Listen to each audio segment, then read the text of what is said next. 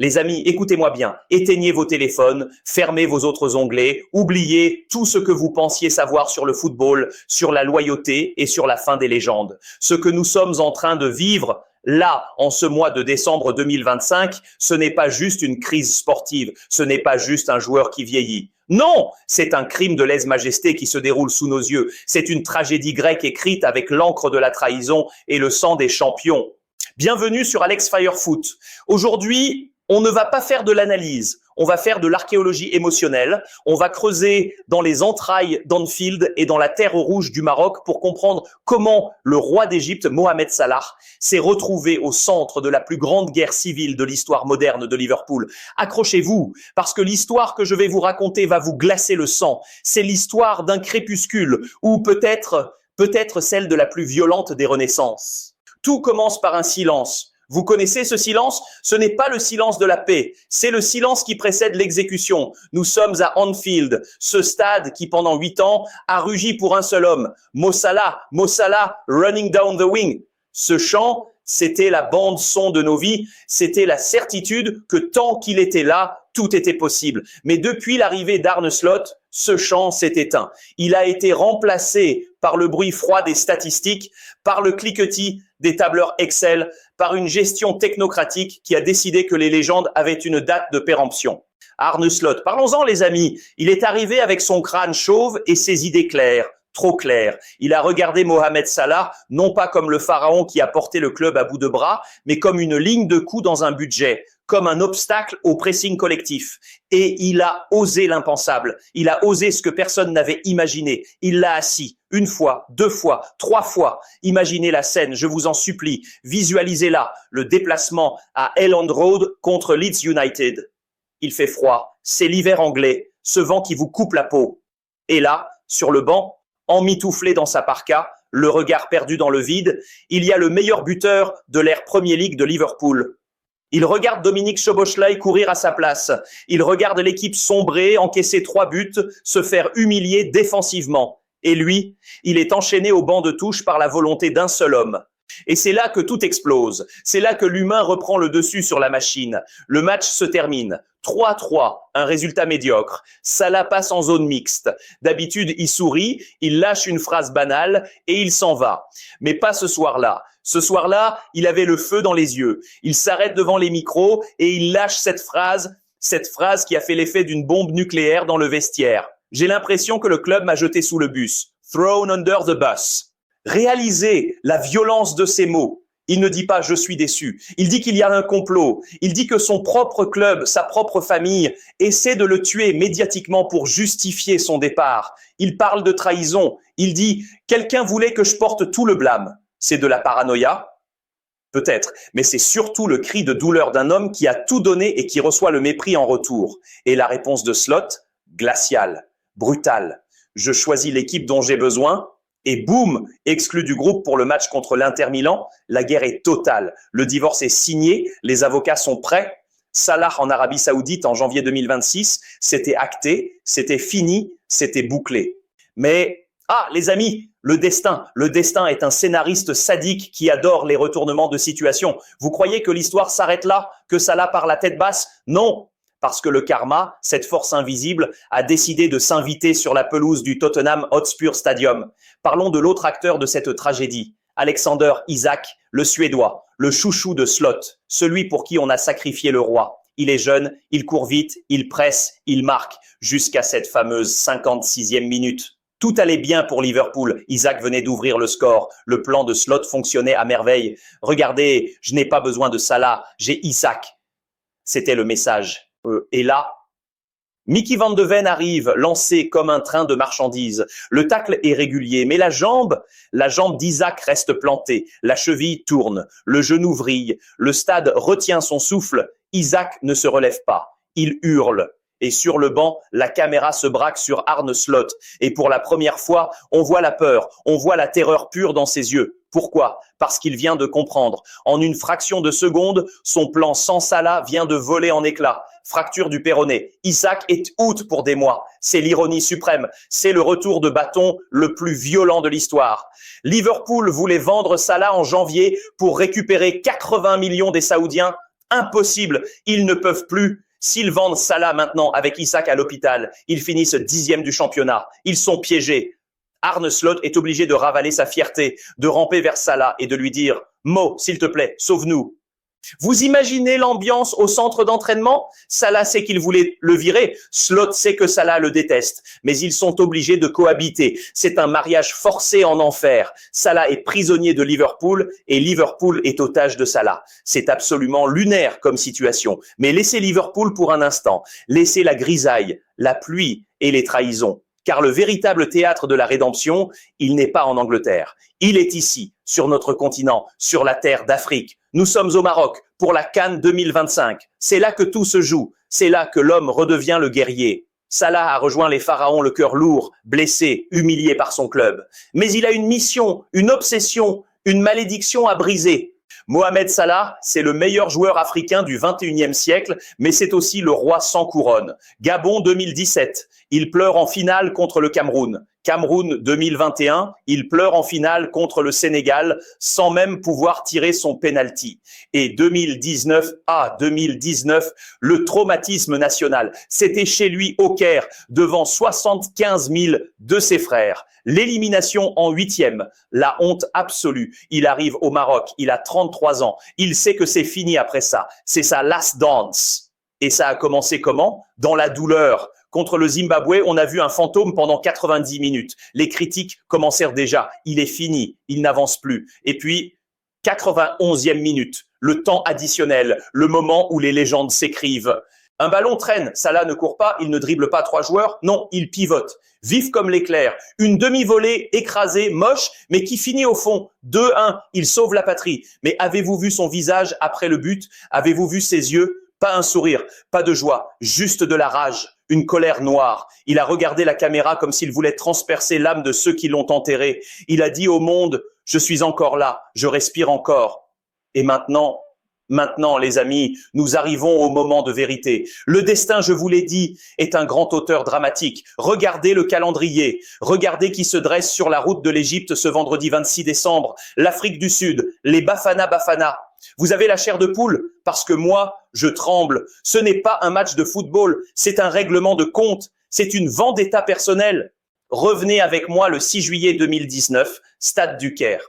85e minute. Tembin Silorch marque pour l'Afrique du Sud, le silence de mort qui s'abat sur l'Égypte. Salah qui s'effondre dans le rond central, le visage dans l'herbe pour cacher ses larmes. C'est l'image la plus douloureuse de sa carrière. Ce jour-là, l'Afrique du Sud lui a tout pris. Sa fierté, son rêve, son sourire. Et 6 ans plus tard, jour pour jour, ou presque, ils sont là, de nouveau face à lui, avec Hugo Broos sur le banc. Hugo Broos, l'homme qui l'a battu en 2017 avec le Cameroun et qui entraîne maintenant l'Afrique du Sud. Ce coach est le cauchemar vivant de Salah. Et qu'a dit Broos en conférence de presse? Il a osé dire « Nous n'avons pas peur de Salah, ce n'est plus le même joueur. » L'insolence, l'arrogance, ils le piquent au vif. Ils pensent que le lion est vieux, qu'il n'a plus de dents. Ils pensent qu'ils peuvent venir danser sur sa tombe.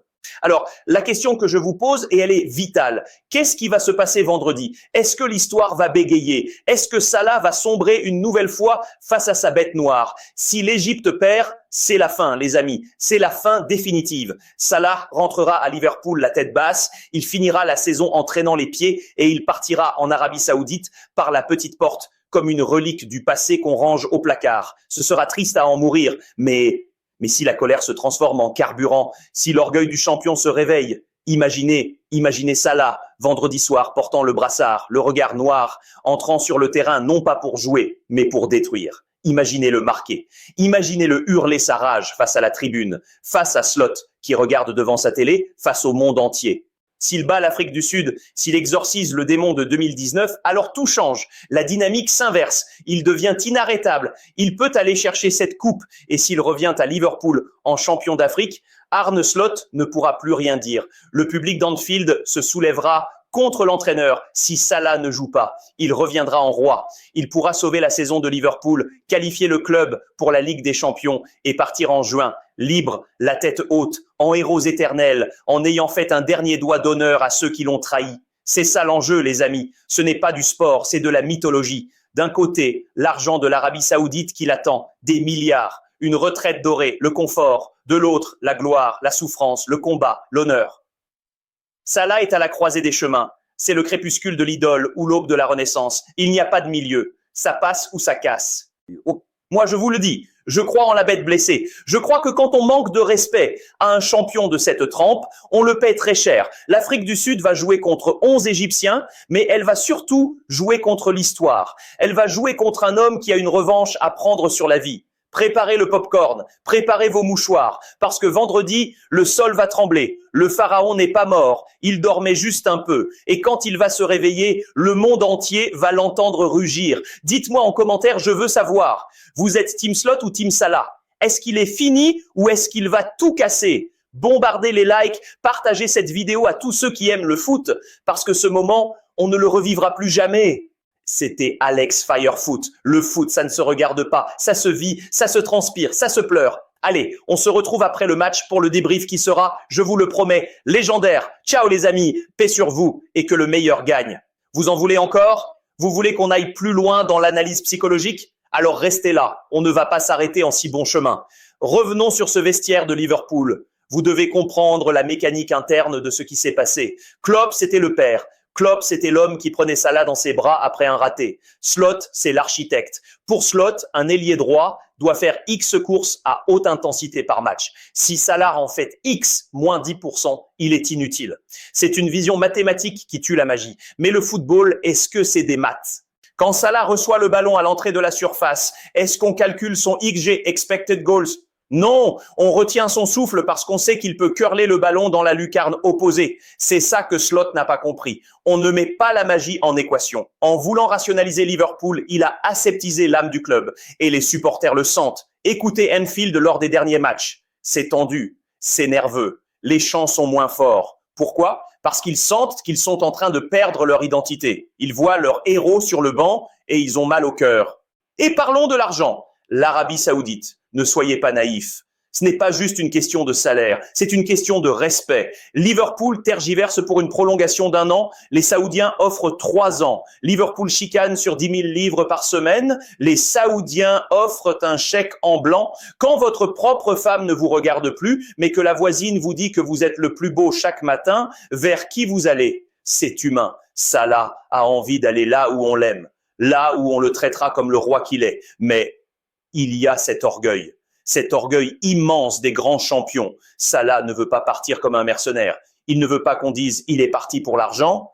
Il veut qu'on dise il est parti parce qu'il n'avait plus rien à prouver. Et aujourd'hui, il a encore quelque chose à prouver. Il doit prouver à Slot qu'il a eu tort. Il doit prouver à l'Angleterre qu'elle est ingrate. C'est pour ça que la blessure d'Isaac est un signe divin. Je pèse mes mots, c'est biblique. C'est comme si les dieux du football avaient dit « Non, Mohamed, tu ne partiras pas comme ça. Tu vas rester, tu vas souffrir et tu vas nous montrer qui tu es vraiment. » Et ce match contre l'Afrique du Sud, analysons tactiquement ce qui va se passer. L'Afrique du Sud de Hugo Broos, c'est solide, c'est compact. Ils vont l'attendre. Ils vont mettre 2-3 joueurs sur Salah. Ils vont essayer de le frustrer, de le couper du reste de l'équipe. Ils vont lui chuchoter à l'oreille. Souviens-toi de 2019, c'est de la guerre psychologique. Salah va devoir être plus qu'un joueur. Il va devoir être un leader. En 2021, on l'a vu crier sur ses coéquipiers, les replacer. Là, il va devoir les transcender. Il va devoir porter 100 millions d'Égyptiens sur ses épaules. Est-ce que son dos est encore assez solide? À 33 ans, le corps grince. La vitesse n'est plus la même. Il ne peut plus éliminer 3 joueurs sur un coup de rein. Il doit jouer avec sa tête. Il doit devenir le playmaker, le numéro 10, déguisé en ailier. C'est ça. La renaissance dont je parle dans le titre. On ne veut plus voir le Salah qui court vite. On veut voir le Salah qui voit tout. Le Salah messiesque qui marche pendant 80 minutes, mais qui délivre la passe laser qui tue le match. C'est cette évolution qu'on attend. S'il accepte de changer son jeu, il peut régner encore 3 ans. S'il s'obstine à vouloir courir plus vite que des gamins de 20 ans, il est mort. C'est une métamorphose qu'on attend vendredi. La chrysalide doit s'ouvrir. Le vieux Salah doit mourir pour laisser naître le nouveau Salah, le sage, le stratège, le patriarche. Et s'il le fait, s'il élimine l'Afrique du Sud, la route s'ouvre. Le Maroc, pays hôte, sera probablement l'adversaire ultime. Une finale Maroc-Égypte à Casablanca, ce serait l'apocalypse. Le plus grand match de l'histoire du football africain. Hakimi contre Salah, les 2 amis, les 2 frères. Mais n'allons pas trop vite. D'abord, le sang. D'abord, la boue. D'abord, l'Afrique du Sud. Je veux que vous ressentiez la pression qui pèse sur lui. Quand il dort le soir, dans son hôtel à Agadir, il doit revoir le but de l'Orche en boucle. Il doit revoir le visage de Klopp qui part. Il doit voir le visage fermé de Slot. Tout ça se mélange dans sa tête. C'est un cocktail explosif. Soit il explose en vol et c'est le carton rouge, la blessure ou le match fantomatique. Soit il explose l'adversaire. Il n'y a pas de zone grise. Les grands joueurs ne vivent pas dans la zone grise. Ils vivent dans la lumière aveuglante ou dans les ténèbres totales. Alors vendredi, quand l'hymne égyptien va retentir, regardez bien ses lèvres, regardez s'il chante, regardez s'il tremble. C'est là que vous saurez, c'est là que nous saurons si le roi est prêt à défendre son trône ou s'il est prêt à abdiquer. Moi, Alex Firefoot, je parie sur l'orgueil, je parie sur la vengeance, je parie sur la grandeur. Parce que l'histoire du football nous a appris une chose, on ne tire jamais sur une ambulance et on n'enterre jamais un pharaon avant d'avoir vérifié 3 fois qu'il ne respire plus. Et croyez-moi, il respire encore, fort, très fort.